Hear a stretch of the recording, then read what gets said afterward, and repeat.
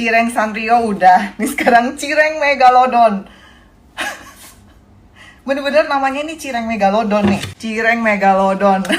Wow. Ini beli jadi ya, tinggal goreng aja. Ini aku pesen yang ayam original. Coba yuk.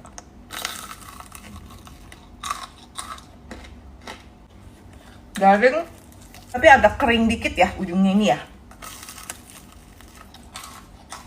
Nah ini sebetulnya dikasih bubuk-bubuk ya, kayak bubuk cabai, bubuk ini, tapi aku nggak mau pakai lah. Aku mau makan gini aja. Isiannya. Wah. Tuh. Isinya ayam suwir, dan ayam suwirnya tuh tebal tuh. Sampai pinggirannya juga keisi ayam loh. Lumayan sih. Banyak sih.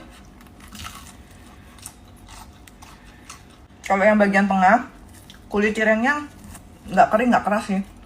Nyampuk. Panas.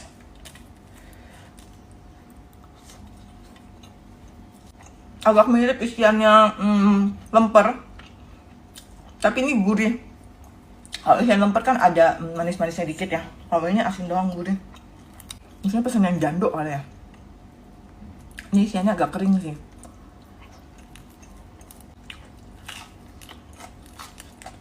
Cireng Megalodon.